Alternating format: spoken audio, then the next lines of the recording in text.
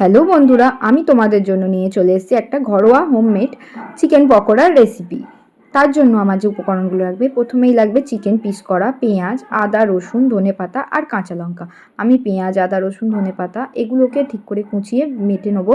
তার উপরে দিয়ে দেবো একটু হলুদ গুঁড়ো, একটু পরিমাণ মতো জিরে গুঁড়ো, আর তার সাথে একটু আন্দাজ মতো লঙ্কার গুঁড়ো। এবার যে যেমন খুশি লঙ্কার গুঁড়ো খায়, আমি আমার পরিমাণ মতো লঙ্কার গুঁড়ো দিয়ে দিলাম।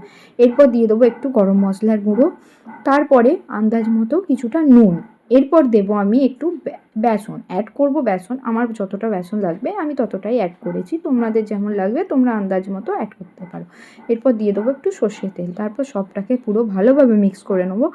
পুরো ব্যাটারটাকে প্লেনভাবে মিক্স করব, হাত দিয়েই মিক্স করতে পারো, কেউ চাইলে অন্য কিছু দিয়েও মিক্স করতে পারো। এরপর আমি কিছুটা পরিমাণ মতো জল দেবো। যতক্ষণ না ব্যাটারটা একটা স্মুথ ব্যাটার তৈরি হচ্ছে ততক্ষণ আমি জল দিয়ে দিয়ে এটাকে মিক্স করে নেবো। এরপর মাংসের কুঁচোগুলোর ওপরে দিয়ে দেবো একটু হলুদ গুঁড়ো আর একটু জিরে গুঁড়ো।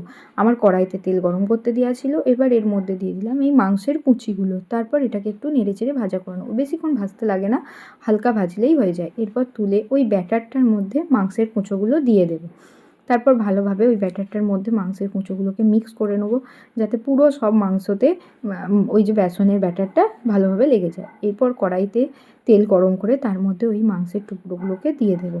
দিয়ে যতক্ষণ না লাল হচ্ছে ততক্ষণ পর্যন্ত আমি ভাজতে থাকবো। হালকা মিডিয়াম আছে আমি এইটাকে ভাজবো। ভেজে নেওয়া হয়ে গেলে হালকাভাবে তুলে নেবো।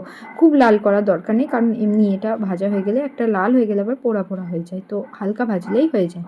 এরপর তুলে নিয়ে আমার রেডি হয়ে গেল হোমমেড চিকেন পকোড়া। ভালো লাগলে অবশ্যই সাবস্ক্রাইব করুন।